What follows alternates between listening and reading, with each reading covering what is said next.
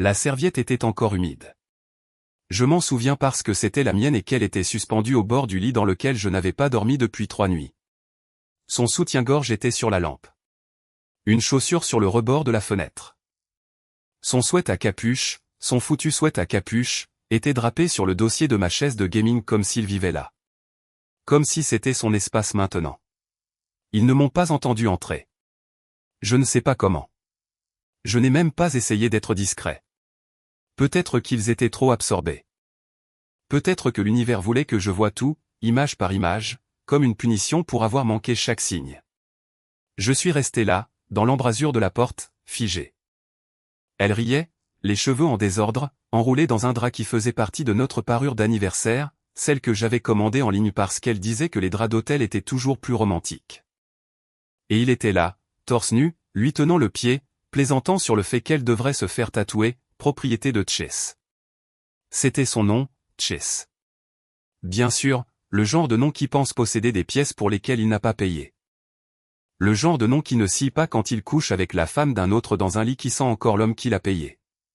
Il m'a vu le premier. Il n'a pas sursauté. Il n'a même pas tressailli. Il a juste affiché un sourire narquois et a dit, comme si c'était une sorte de chant de victoire, on dirait qu'on s'est fait prendre. Puis il a souri plus largement. Elle est à moi maintenant. Je n'ai rien dit. Pas tout de suite. Mon pouls battait dans mes oreilles, noyant tout sauf le poids de ses mots. Je n'étais pas en colère. Pas encore. Ça viendrait plus tard. Ce que j'ai ressenti à ce moment-là était pire. Je me sentais gêné, comme si toute la pièce était au courant d'une blague et que j'en étais la chute.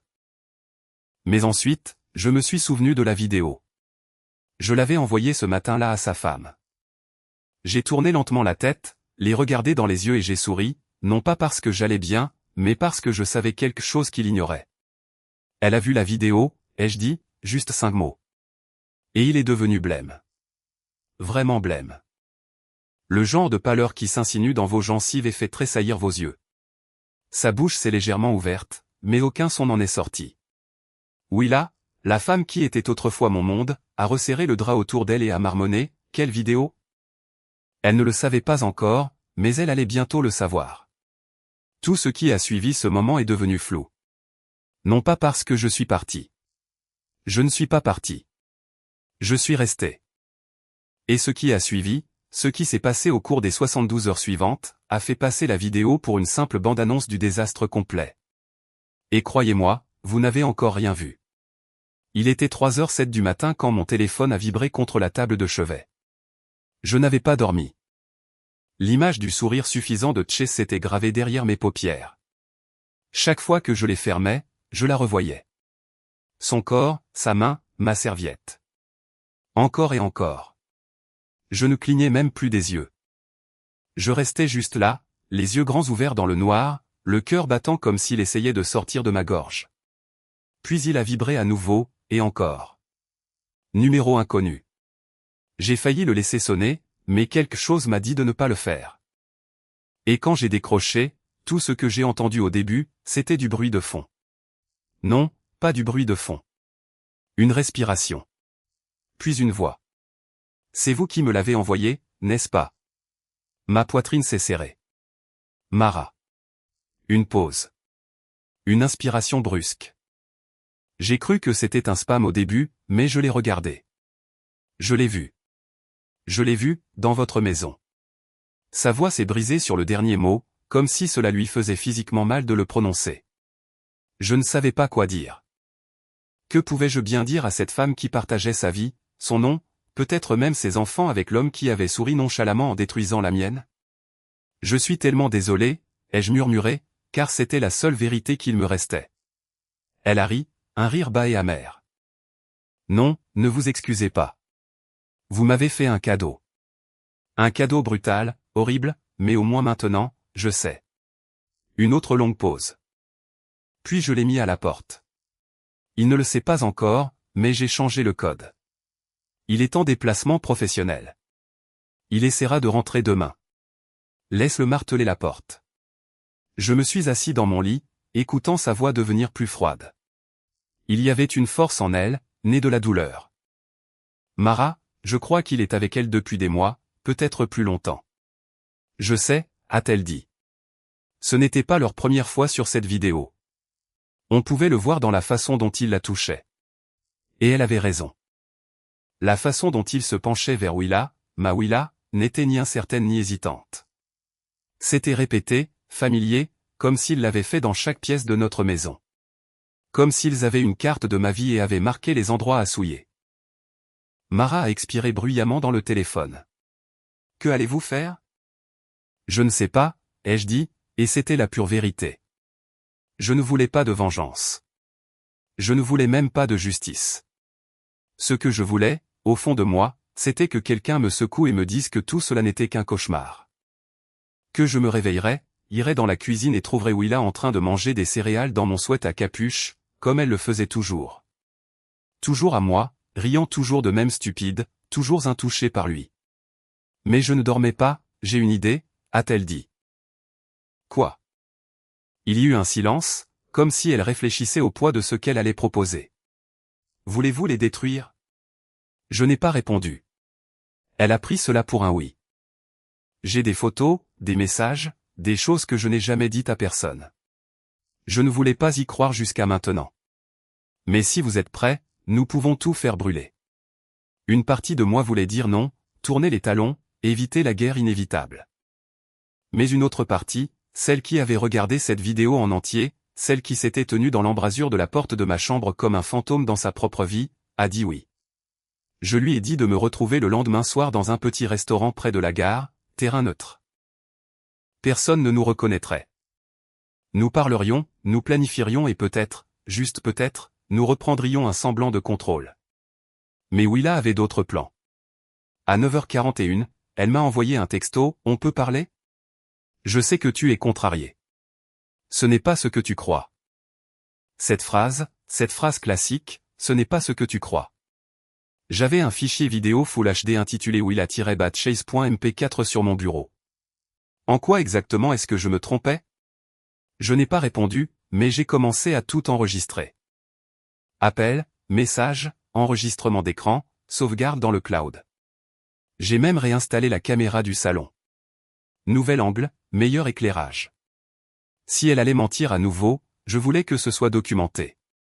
Et puis, plus tard dans l'après-midi, elle est rentrée à la maison. Sans frapper, sans entrer à pas de loup, juste des pas assurés, les clés dans la serrure, son parfum flottant dans l'air avant même qu'elle ne dise un mot. Je me suis tenu dans le couloir et je l'ai regardé laisser tomber son sac à main sur le sol comme si le silence entre nous lui appartenait. Sa voix s'est brisée, mais ses yeux étaient secs. On peut parler, s'il te plaît? J'ai hoché la tête. Juste une fois.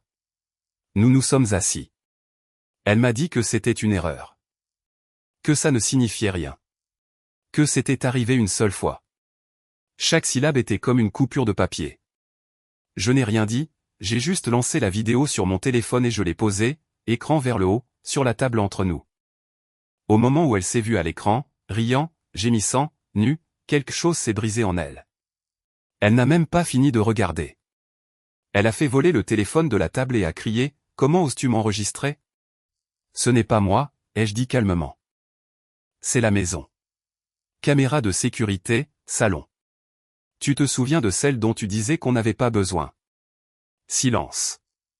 Elle a regardé le sol, puis ses mains, puis moi. Et maintenant, a-t-elle demandé. Je vais dîner, ai-je dit en me levant, avec quelqu'un qui sait exactement ce que vous êtes, toi et Chase. Et je suis sorti. Sa bouche s'est ouverte pour m'appeler, mais j'étais déjà à la porte. Le son du pêne dormant se verrouillant derrière moi. C'était la première fois depuis des jours que je me sentais réellement en sécurité. Le restaurant que Mara avait choisi se trouvait au bord d'un quartier industriel oublié, le genre d'endroit où le temps s'accrochait à tout. Menu délavé, banquette en cuir craquelé, la même serveuse qui servait probablement le même pain de viande depuis les années 80. C'était parfait, anonyme, calme, un peu brisé sur les bords, tout comme nous. Elle était déjà là quand je suis arrivé, portant de grandes lunettes de soleil et remuant son café sans même le goûter. Elle n'a pas souri en me voyant, juste un petit signe de tête, comme des soldats se reconnaissant avant de partir au combat. J'ai apporté les textos, a-t-elle dit, faisant glisser un dossier sur la table sans cérémonie. À l'intérieur se trouvaient des impressions, des captures d'écran de conversations entre Chase et Willa que je n'avais pas vues. Des conversations qui m'ont rendu malade. Certaines étaient taquines et séductrices, d'autres explicitement cruelles, se moquant de moi, me traitant de mauviette, disant que j'étais domestiqué comme un animal de compagnie castré. Il y en avait une où Willa disait, « Il plie mes chaussettes et pense que ça veut dire amour. Toi, tu te contentes de les arracher. » Celle-là m'a particulièrement blessé. J'ai fixé cette phrase pendant un long moment. Mara n'a pas interrompu. Finalement, j'ai fermé le dossier et j'ai pris une grande inspiration, même si j'avais l'impression de respirer de la sueur de bois. Alors, qu'est-ce qu'on fait de ça? Elle s'est adossée. Vous avez dit que vous vouliez les briser. Je crois que je sais comment. Et puis elle a tout expliqué. Un plan si tordu qu'on aurait dit qu'il sortait d'un feuilleton télévisé, sauf que c'était réel, et chaque mot faisait accélérer mon pouls. Le but n'était pas de crier, de hurler, de frapper ou de poster en ligne. Non, cela leur donnerait le contrôle. Il s'agissait de les faire imploser sous le poids de leur propre tromperie. Publiquement, en privé, chirurgicalement. La première étape était de les inviter tous les deux au même endroit, au même moment, séparément. L'anniversaire de Che s'approchait dans quelques jours. Selon son Instagram, que oui, je consultais maintenant de manière obsessionnelle, il prévoyait un dîner décontracté dans un nouveau bistrot sur le toit en centre-ville. Mara lui a envoyé un message, prétendant qu'elle voulait discuter et peut-être reconstruire une certaine confiance. Elle lui a dit qu'elle avait réservé une table privée à cet endroit précis, juste pour eux deux. Au même moment, j'ai demandé à Willa de venir avec moi pour essayer de discuter autour d'un dîner. J'ai agi de manière nerveuse, prudente, comme si j'étais incertain. J'ai joué sur l'image qu'elle avait déjà de moi, timide, désespéré de pardonner. Je lui ai dit que j'avais fait une réservation pour lui montrer que j'essayais. Elle a mordu à l'hameçon en quelques secondes. Aucun d'eux ne savait que l'autre serait là. Le restaurant était magnifique, de cette manière impersonnelle que les endroits haut de gamme ont toujours. Lumière tamisée, meubles conçus pour l'esthétique plutôt que pour le confort, et un hôte qui souriait trop fort. Nous sommes arrivés les premiers, Willa et moi, et avons été conduits à un patio isolé, vitré, avec vue sur la ville. Elle portait une robe verte que je n'avais pas vue depuis des mois. Son maquillage était parfait. Ses mensonges, polis. Je suis contente que tu m'aies invité ici, a-t-elle dit doucement, posant sa main sur la mienne comme si de rien n'était. Ça m'a manqué, ce nous. Je n'ai pas retiré ma main. Pas encore. Nous avons commandé des boissons. Elle a parlé. J'ai hoché la tête. Je l'entendais à peine. Mes yeux étaient fixés sur l'ascenseur de l'autre côté de la pièce. À 19h42 précise, il s'est ouvert. Che s'est sorti seul, cherchant du regard la femme qu'il pensait être venue pour faire la paix. Ses yeux se sont posés sur les nôtres. D'abord la confusion, puis l'effroi, puis autre chose. La panique. Willa a tourné la tête pour voir ce que je regardais. Son sourire s'est éteint par étapes. Mara est sortie derrière lui. Personne n'a bougé. C'était comme une peinture vivante, des gens suspendus dans un moment trop lourd pour respirer. Puis Che a fait quelque chose d'audacieux, ou de stupide. Probablement les deux. Il s'est dirigé vers notre table comme si de rien n'était. Willa s'est levée d'un bond, renversant son verre de vin sur mes genoux. Elle n'a même pas remarqué. « Qu'est-ce que tu fais ici ?» a-t-elle sifflé. Il ne lui a pas répondu. Il m'a regardé, puis calmement, comme un homme qui ne croyait pas aux conséquences, il a répété, « Elle est à moi maintenant. » C'est là que j'ai ri. Pas fort, juste assez. Puis je me suis levé lentement et j'ai sorti mon téléphone de ma poche. J'ai tapoté l'écran une fois et je l'ai tourné vers lui. C'était la même vidéo, le même angle, mais avec une nouveauté. Une nouvelle voix ajoutée à la fin, celle de Mara. Sa narration décrivant tranquillement ce qu'il faisait, quand il le faisait, depuis combien de temps ça durait. Superposé sur tout, comme un documentaire. Che a cligné des yeux comme s'il avait été giflé. Je me suis penché. Ta femme a vu la vidéo. Mara se tenait derrière lui, les bras croisés, immobile. Et maintenant, tout le monde dans ce restaurant aussi. Chacune de ces tables à airdrop. Je viens de la partager sur tous les téléphones qui n'étaient pas verrouillés. Il y eut un silence, puis des halètements, un téléphone a sonné, puis un autre. Chase s'est retourné, le visage cendré, alors que les clients commençaient à le dévisager. La main de Willa tremblait si fort qu'elle a laissé tomber sa pochette par terre. Je pouvais le voir dans ses yeux. C'était le moment où elle a réalisé qu'elle ne m'avait pas seulement trahi, elle s'était anéantie elle-même. Pas de cris, pas de drame, juste une implosion silencieuse. Et nous n'avions même pas encore commencé. Nous ne sommes pas restés pour assister aux conséquences.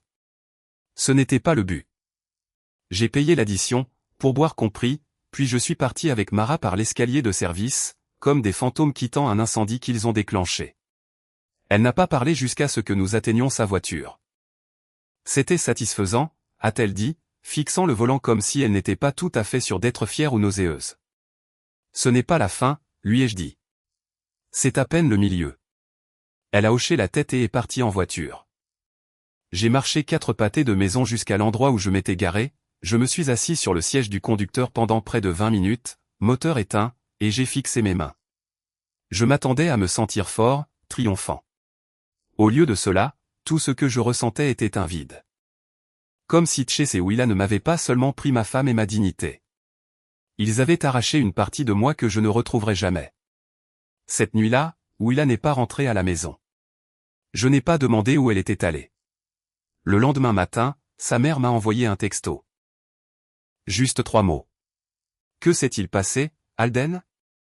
Et j'ai réalisé alors que Willa avait raconté une histoire. J'ai imaginé la version qu'elle avait donnée. La pauvre femme trahie, piégée, humiliée en public par son mari instable et obsessionnel. Bien sûr, c'est ainsi que les gens comme elle survivent. Ils réécrivent la scène pendant que l'incendie fait encore rage. Alors, j'ai envoyé la vidéo à sa mère. Je n'ai pas ajouté un seul mot. À 13h27, j'ai reçu une réponse. Je suis tellement désolé. Je n'avais aucune idée. Elle va venir ici pour un moment. Pas de suivi, pas de jugement, juste le silence. Willa m'a envoyé un texto à 15h02. Tu es incroyable. Sais-tu ce que tu as fait?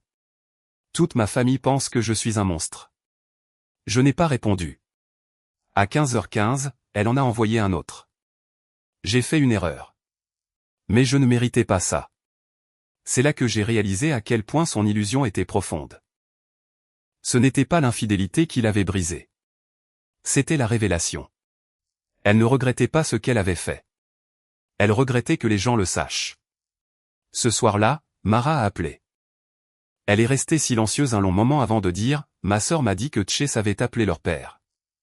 Il a dit qu'il avait été pris dans une embuscade par des psychopathes. Maintenant, ils essaient de prendre les devants. De manipuler l'histoire. » J'ai ri amèrement. Laisse-les faire. Mais ce que ni Willa ni Chase ne savaient, c'est que Mara avait déjà déposé une lettre au RH de l'entreprise de Chase, avec des horodatage. Des relevés téléphoniques et une note polie demandant si leur code de conduite autorisait les chefs d'équipe seniors mariés à avoir des relations explicites avec les conjoints de clients mariés, chez eux, pendant les heures de travail. Chase travaillait dans la vente aux entreprises. Sa réputation était tout. Le lendemain matin, il a été suspendu dans l'attente d'une enquête interne. Le même jour, Willa a découvert que le groupe Facebook privé de sa salle de sport l'avait discrètement retiré de ses fonctions d'administratrice. Apparemment, une de ses amies sportives avait vu la vidéo airdrop et l'avait partagée avec quelques mères concernées. La trahison publique n'est peut-être pas un crime, mais dans les cercles sociaux de banlieue, c'est une exécution. Ce soir-là, elle s'est finalement présentée chez nous. Pas de coup à la porte, juste la porte qui s'ouvre et sa voix dans le couloir, sèche, fatiguée, brisée d'une manière que je ne reconnaissais pas. On peut parler comme des adultes, s'il te plaît, a-t-elle demandé, entrant dans la cuisine comme si elle avait encore le droit d'être là. Je suis resté assis, les bras croisés, observant chacun de ses mouvements. Elle faisait les 100 pas. Qu'est-ce que tu veux de moi? Tu veux que je supplie? Que je pleure? Tu as eu ton moment. Tu nous as humiliés. Tu as gagné. Et maintenant? Je n'ai pas parlé tout de suite. Je voulais qu'elle ressente le silence. Qu'elle comprenne qu'il n'y avait aucune version de cette histoire où elle reprendrait le contrôle. Je voulais voir si tu ressentais quelque chose, ai-je dit. Pas pour moi. Juste quelque chose de réel. Elle a ricané. Oh, épargne-moi, Alden. J'ai tout fait. Tu n'as jamais rien remarqué. Tu te contentais de faire tes tartes et de me suivre partout comme un chiot. Il ne s'agissait pas de lui. Il s'agissait de m'en sortir. Ça a fait plus mal que tout, plus que la vidéo, plus que les textos. Parce que je l'aimais, pleinement, profondément, pathétiquement. Et la voilà qui démolissait ça comme si ça avait toujours été un fardeau. Tu aurais pu simplement partir, ai-je dit, la voix faible. Elle a levé les yeux au ciel. Tu n'y aurais pas survécu. Puis elle s'est dirigée vers la porte, a attrapé son sac à main et s'est arrêtée. J'enverrai quelqu'un chercher le reste de mes affaires. Je reste chez ma mère. Dis-lui merci pour ses excuses, ai-je dit. Elle n'a pas répondu. Alors que la porte se fermait derrière elle, je n'ai pas pleuré. Je n'ai pas crié. Je suis juste resté là et j'ai fixé le frigo, me souvenant comment elle avait l'habitude de me laisser des notes dessus au marqueur effaçable. Prends du lait. Je t'aime. Maintenant, il était vide. Plus tard dans la nuit, Mara m'a envoyé un message. Elle a envoyé une photo du site web de l'entreprise de Chase. Son profil avait disparu. Et en dessous, elle a écrit « Étape interminée ». Prêt pour l'étape 2. J'ai fixé l'écran pendant un long moment, car je ne savais pas ce que signifiait l'étape 2, mais je savais que ce n'était pas fini. Pas encore. Je pensais que l'étape 2 serait une autre vidéo, une autre lettre, une sorte de coup soigneusement orchestré dans notre petit jeu d'échecs émotionnel. Je ne m'attendais pas à ce que ce soit un nom que je n'avais jamais entendu auparavant, livré par Mara au milieu d'un samedi matin froid dans un café près de la boutique de fleurs de sa sœur. Elle était assise en face de moi, les mains enroulées autour de sa tasse, fixant la vapeur comme si elle pouvait lui dire quelque chose qu'elle n'avait pas encore compris. Quand j'ai demandé ce qui venait ensuite, elle a levé les yeux, l'air fatigué mais vif. « Lena Carrington », a-t-elle dit. « Tu as déjà entendu ce nom ?» J'ai secoué la tête. J'aurais dû. C'est la femme avec qui Chase était avant moi. Ils sont sortis ensemble quelques années. Ils ont rompu quand il l'a ghosté. C'est comme ça qu'elle le raconte. Quoi qu'il en soit. Elle m'a contacté quand elle a vu mon commentaire sur ce post Facebook privé à propos de la vidéo. Il s'avère qu'elle avait une histoire, elle aussi. Une bien pire. Mara a fouillé dans son sac et en a sorti une lettre pliée, manuscrite. Je l'ai dépliée avec précaution. L'écriture de Lena était petite, bouclée, précise. La lettre détaillait comment Chase l'avait isolée, manipulée émotionnellement, trompée à plusieurs reprises, et l'avait finalement quittée alors qu'elle se remettait d'une opération, sans avertissement, sans explication. Elle a inclus des reçus, des emails, même une copie d'un contrôle de bien-être déposé par un voisin inquiet quand on ne l'avait pas vu depuis des jours. J'ai lu chaque mot en silence, ma poitrine se serrant à chaque nouveau paragraphe. Ce n'était plus seulement de la trahison. C'était un schéma. Chase n'était pas un type épris d'amour qui était tombé amoureux d'une femme mariée. C'était un prédateur, un collectionneur de chaos. Et maintenant, d'une manière ou d'une autre, ce chaos avait été soigneusement organisé à l'intérieur de la coquille de ma vie. Mara s'est penchée en avant. Elle veut nous rencontrer. Pourquoi, ai-je demandé. Elle a dit qu'elle attendait depuis des années de le voir tomber. Elle ne s'attendait juste pas à ce que ça vienne du mari de son dernier trophée. Ce mot, trophée, m'a collé à la peau comme de l'huile. Ça avait du sens. Je n'étais pas une personne pour eux. Ni pour Willa, ni pour Chase. J'étais le type sur lequel on marchait pour atteindre quelque chose de plus excitant. Mara et moi avons rencontré Lena plus tard dans la soirée dans un café-librairie à River West. Elle était calme, plus âgée que ce à quoi je m'attendais, peut-être dans la mi-trentaine, avec des cheveux au burn et une énergie nerveuse qui la faisait jeter des coups d'œil par-dessus son épaule toutes les quelques minutes. Mais quand elle parlait, il y avait une force enfouie dans son ton doux. Une force construite dans les ruines d'avoir été brisée trop de fois. Elle a tout exposé. La même chronologie que Mara avait découverte, les mêmes tactiques. Le love bombing, le gaslighting, puis le retournement de tout contre la femme qui l'avait charmée. Elle avait même une photo d'un cadeau que Chase lui avait offert un jour. Un bracelet en argent gravé du mot « mienne ». J'ai failli le laisser tomber quand elle me l'a montré. Willa en avait un identique. L'étape 2, en fin de compte, n'était pas une action. C'était une prise de conscience. C'était la constitution d'un dossier contre lui. pas nécessairement juridique, mais personnel, humain. Une chaîne de preuves pour relier chaque mensonge, chaque victime. Mara voulait aller plus loin. Elle ne pensait pas seulement à la vengeance. Elle pensait à la révélation. Je veux que les gens sachent ce qu'il est, a-t-elle dit. Pas seulement un trompeur, pas seulement un menteur. Un manipulateur. Je ne veux pas qu'une autre version de moi ou de vous tombe dans le panneau. Cette nuit-là, de retour chez moi, je me suis assis seul dans le salon, la télévision éteinte, les lumières tamisées, écoutant le bourdonnement du frigo et l'aboiement occasionnel du chien du voisin. J'ai regardé autour de moi tout ce qui avait été un réconfort, maintenant souillé. Le canapé où je l'avais tenu après la mort de son père.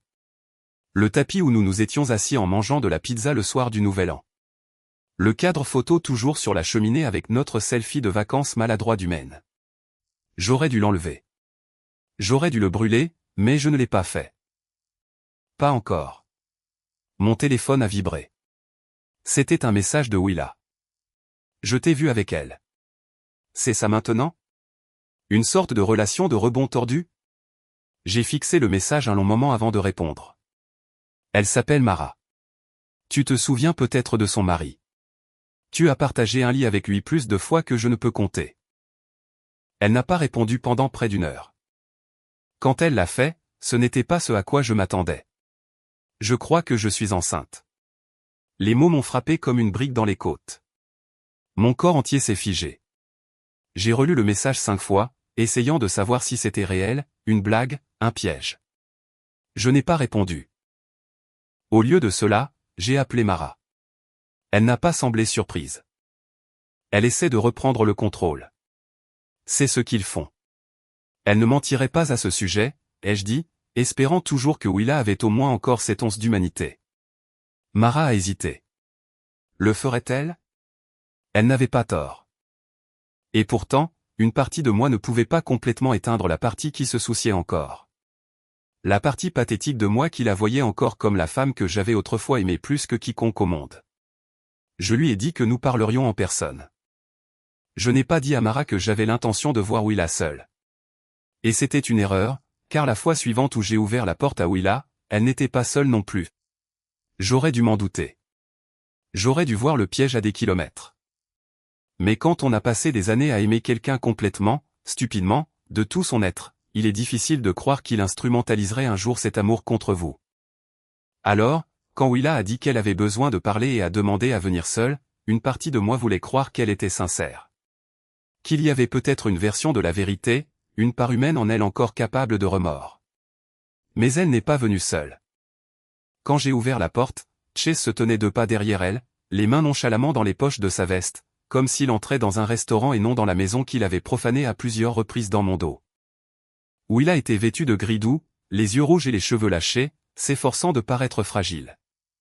Je n'ai pas bougé de l'embrasure de la porte. Elle a parlé la première. S'il te plaît, ne panique pas. Il est juste venu pour. Pourquoi ai-je coupé?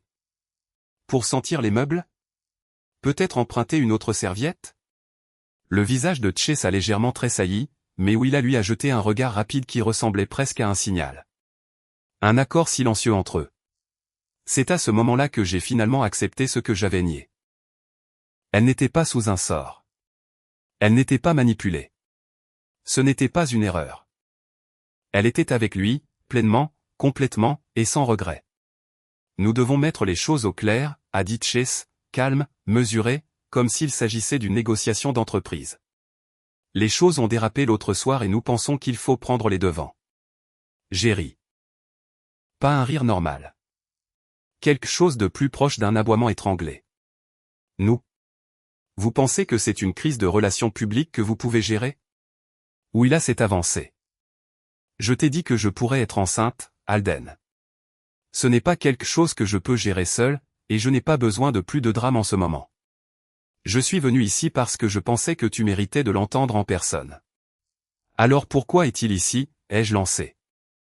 Parce qu'il fait partie de tout ça, a-t-elle dit, comme si cela rendait tout sensé. Il y eut une pause, une longue. Chase a bougé, a pris une inspiration, puis a réellement dit, nous n'essayons pas de te faire de mal, mais s'il s'avère que l'enfant est le mien, nous devons tous être des adultes à ce sujet. Je l'ai fixé, clignant lentement des yeux. Tu penses qu'il existe une version de la réalité où je t'aide à élever l'enfant que tu as conçu dans ma maison, avec ma femme, dans mon dos? Je pense que tu dois arrêter de te comporter comme la victime, a dit Willa soudainement, plus sèchement qu'auparavant. Tu n'es pas innocent dans tout ça non plus. C'était comme si mon cœur avait trébuché. J'ai sincèrement cru que j'avais mal entendu. Pardon? Tu n'étais jamais présent, a-t-elle poursuivi. Tu étais prévisible, passif. Tu ne m'as jamais défié. Tu te contentais de me suivre partout, de faire des tartes, de nettoyer les gouttières et d'attendre que je te jette des miettes d'affection. Tu as disparu dans l'arrière-plan de ta propre vie, Alden. Et d'un coup, j'ai tout vu clairement. Elle avait besoin de réécrire l'histoire. Non pas parce qu'elle était désolée, mais parce qu'il était plus facile de vivre avec elle-même si j'étais le coupable. Je me suis senti devenir froid. Pas le genre de froid qui vous fait frissonner, mais le genre qui vous fait ne plus rien sentir du tout. Engourdi. Laisse-moi être très clair, ai-je dit en m'écartant. Ce n'est plus ta maison. Quelle que soit la version de moi dont tu te souviens, le type qui faisait des gaufres le dimanche et laissait des mots surprises dans ton sac, ce type n'existe plus. Tu l'as enterré. Alors, si tu veux parler de garde, de test ADN ou de l'avenir tordu que tu prévois, tu peux le faire par l'intermédiaire d'un avocat. Willa a semblé vouloir discuter, mais Chase, suffisant, stratégique, a posé une main sur son bras. Allons-y, a-t-il dit. Il n'est clairement pas prêt à participer à cette conversation. Tu parles, ai-je marmonné. Elle s'est retournée une dernière fois avant de quitter le porche. Si c'est ton enfant, tu regretteras de m'avoir fermé la porte. Je n'ai pas répondu. J'ai juste fermé la porte. Puis, je l'ai verrouillée. Puis, je l'ai double verrouillée. Je me suis assis à la table de la salle à manger, fixant le grain du bois pendant un long moment. Mon pouls se calmant à peine. Je n'ai pas pleuré. Je n'ai rien cassé. Je me sentais juste épuisé, comme si toute ma vie était devenue un long couloir de portes. Et chaque fois que j'en ouvrais une, je trouvais une autre trahison qui m'attendait derrière. Plus tard dans la nuit, Mara a appelé. Je lui ai tout raconté. La visite surprise, la menace d'un enfant, le récit réécrit. Elle est restée silencieuse un long moment avant de finalement dire « Je pense qu'il est temps pour l'étape 3 ». J'ai soupiré. S'il te plaît, dis-moi que ça n'implique pas une autre vidéo. Non, a-t-elle dit. Celle-ci est différente. Cette fois, il s'agit de toi. Je n'ai pas compris ce qu'elle voulait dire au début. Puis elle a expliqué son idée. Soigneusement, lentement, j'ai écouté. Et pour la première fois depuis que tout cela avait commencé, j'ai senti quelque chose de dangereux vaciller en moi. Pas la vengeance, pas la rage. Un but. Parce que l'étape 3 ne consistait plus à les démolir. Il s'agissait de me reconstruire d'une manière qu'ils ne pourraient pas toucher. Quand Mara a dit que la 3e étape me concernait, j'ai failli rire. L'idée me semblait ridicule. Ma vie était en ruine. Mon mariage était un fantôme. Et on venait de me dire que je pourrais être le père d'un enfant conçu lors d'une liaison. Comment étais-je censé me reconstruire alors que tout ce que j'avais bâti avait été réduit en cendres? Mais Mara ne parlait pas d'un discours de motivation ou d'une transformation physique. Ce n'était pas une séquence d'entraînement à la Rocky. Elle parlait de révélation, non pas de Willa ou de Chase, mais de moi, le vrai moi, la version de moi-même qui s'était cachée sous des couches de culpabilité, de honte, de passivité et d'épuisement. Celui qui s'était laissé devenir un personnage secondaire dans sa propre histoire. J'ai vu comment tu t'illumines quand tu parles des choses que tu aimes, a-t-elle dit lors d'une de nos longues promenades au parc au bord du lac. Mais quelque part en chemin, tu as arrêté de vivre ta propre vie et tu as commencé à orbiter autour de la sienne. Tout ce que tu faisais, tout ce que tu es devenu, c'était pour Willa. Et maintenant, tu peux choisir qui tu es sans elle. Je n'ai pas répondu tout de suite. J'ai juste continué à marcher, observant les ondulations sur l'eau refléter un ciel qui semblait trop calme pour ce que je ressentais. Mais ces mots sont restés. Longtemps après nous être séparés, je n'arrêtais pas de me les repasser. Tu peux choisir.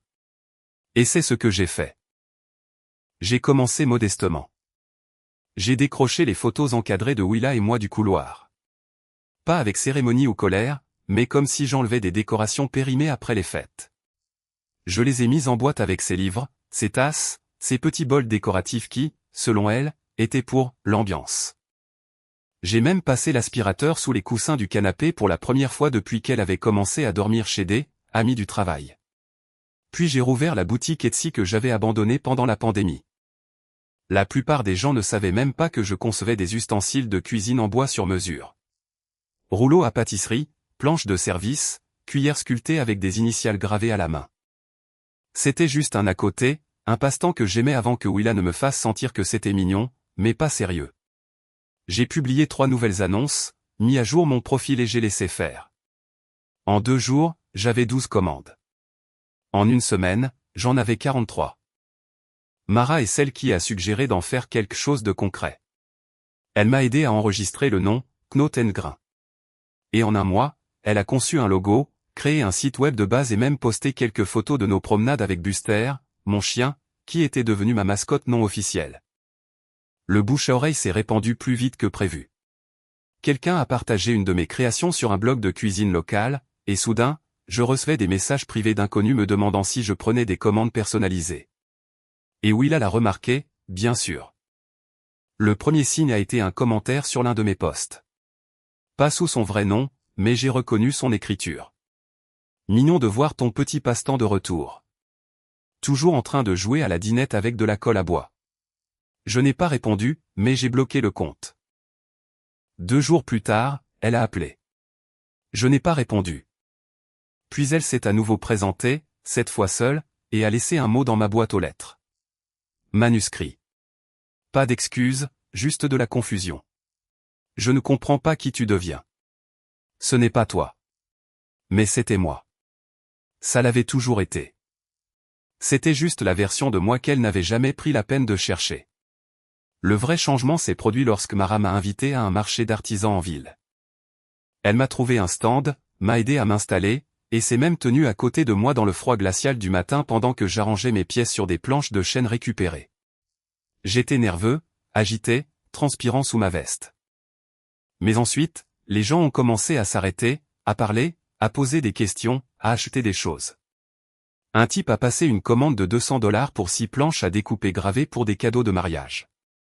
Un chef local m'a invité à collaborer sur une ligne d'ustensiles de cuisine. Quelqu'un d'un blog de décoration intérieure m'a demandé une interview. C'était surréaliste. Et à la fin de la journée, quand le stand était rangé et que mes mains sentaient le cèdre et le vernis, Mara m'a regardé et a souri. Pas par pitié, mais par fierté. Tu sais, a-t-elle dit, tu n'as jamais eu besoin de vengeance. Tu avais juste besoin qu'on te voie. Cette nuit-là, je me suis enfin autorisé à relire le dernier message de Willa. Ce n'est pas toi. Elle avait raison. La version de moi qu'elle pensait connaître, ce type n'existait plus. Celui qui murmurait des « je t'aime » en pliant son linge et attendait un merci qui n'est jamais venu. Ce type est resté dans les décombres. Et maintenant, j'étais quelqu'un qui créait des choses avec ses mains et les regardait être appréciées. Quelqu'un qui sortait lentement de sous le poids des attentes des autres. Mais la paix ne dure jamais quand on est lié à des gens qui vivent dans la destruction. Car juste au moment où je pensais m'installer dans quelque chose qui ressemblait à la guérison, on a frappé à ma porte. Pas doucement. Un coup dur, urgent, en colère. Quand j'ai ouvert, Chase se tenait là, seul cette fois, la mâchoire crispée, les yeux rouges. Tu dois arrêter, a-t-il dit avant que je puisse même ouvrir la bouche. Arrêter quoi? Tout, a-t-il lancé. Toi et Mara, vous pensez que vous reconstruisez vos petites vies et exposez la mienne au passage? Vous jouez avec des gens qui savent se défendre. Je suis sorti sur le porche. Calme, stable. Ce qui est drôle avec le fait de construire quelque chose à partir de rien, c'est que ça vous rend moins effrayé de le perdre. Il a secoué la tête, la voix s'élevant. Tu penses que c'est noble? Tu penses que tu es le gentil maintenant? Tu es pathétique. Et j'ai juste souri. Pas parce que je n'avais pas peur, mais parce que je n'étais plus le même. Tu as choisi le mauvais homme à briser, Chase, ai-je dit. Il s'avère que j'avais une colonne vertébrale enfouie sous toute cette douceur. Il a reculé, a secoué la tête à nouveau, puis est parti, la rage bouillonnant sous la surface comme un homme regardant une maison qu'il avait l'intention de démolir être transformée en quelque chose de mieux qu'il ne pourrait jamais construire. Et je suis resté là, sur le porche, le regardant disparaître, en me disant, je n'ai pas encore fini. La confrontation finale n'a pas eu lieu avec des cris, des coups de poing ou une scène de tribunal dramatique. Elle s'est déroulée dans l'endroit le plus calme possible, sur un banc de parc sous un dais de feuilles rouges et dorées, tandis que le vent apportait les premiers signes de l'automne. Mara et moi avions convenu que nous en avions fini avec l'escalade. Plus de piques. Plus de vengeance intelligente.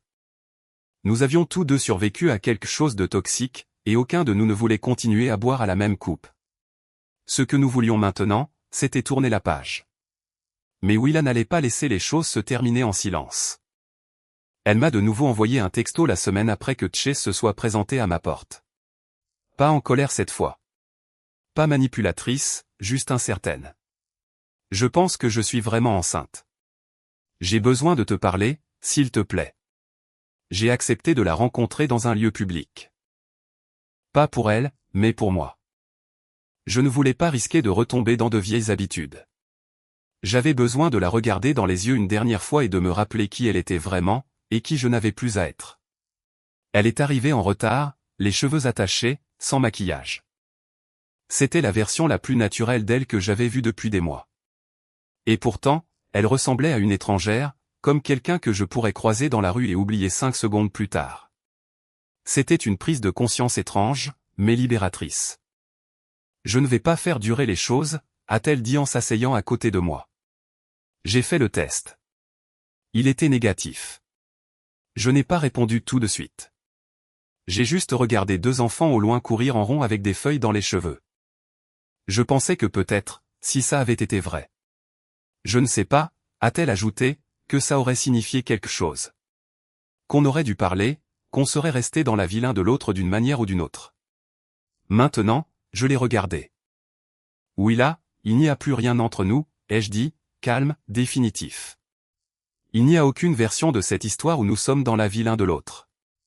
Tu t'en es assuré. Tu n'as pas seulement menti. Tu as ri en le faisant. Et maintenant, tu es contrarié que je ne me sois pas effondré. Elle a à peine tressailli. J'étais seul, a-t-elle murmuré. Je m'ennuyais. Et j'étais à toi, ai-je répondu, entièrement. Mais ce n'était pas assez. Et je suis en paix avec ça maintenant. Elle m'a jeté un coup d'œil, cherchant quelque chose. Du regret. De la tristesse. Une fissure dans le mur. Elle n'en a pas trouvé. J'ai vu ta petite boutique en ligne, a-t-elle dit après un moment. C'est sympa. J'ai hoché la tête. C'est la mienne. Chaque parcelle. Et ce n'est plus petit. Les commandes ont doublé la semaine dernière. Cela l'a fait se mordre l'intérieur de la joue. Je pouvais le voir. La petite piqûre de voir quelque chose grandir sans elle. Je devrais y aller, a-t-elle dit doucement en se levant. Tché, c'est toi. Tu n'as pas besoin de finir cette phrase, ai-je interrompu. Quoi qu'il arrive avec lui, c'est à toi de vivre avec. Elle a fait une pause, puis s'est retournée une dernière fois. Tu n'es plus le même, Alden. Et j'ai souri. Exactement. Elle est partie sans un autre mot. Je suis resté assis là un moment de plus, respirant simplement l'air froid, laissant le silence faire ce que le silence fait de mieux, apaiser les choses. Ce soir-là, Mara est passée. Elle a apporté de la soupe, une bouteille de cidre et sa collection ridicule de vieux jeux de société. Nous n'avons pas beaucoup parlé de Willa ou de Chase. Nous n'en avions pas besoin. Ce chapitre était clos. Elle est restée tard, riant plus fort que je ne l'avais vue depuis des mois. Et quand elle s'est endormie sur mon canapé, enroulée dans un plaid, je ne me suis pas senti seul pour la première fois depuis très, très longtemps. Le lendemain matin, j'ai ouvert ma boîte de réception pour y trouver une invitation à participer à une exposition d'artisanat régional. Une photo d'une de mes planches à découper était devenue semi-virale. Quelqu'un d'une émission de télévision matinale voulait faire un reportage sur les histoires d'artisans de petites villes. J'ai souri en sirotant mon café, Buster blotti à mes pieds. Parce que d'une manière ou d'une autre, contre toute attente, je ne faisais pas que survivre. Je vivais. Et il s'est avéré que la meilleure vengeance n'a jamais été de les détruire. Il s'agissait de reconquérir ma propre vie.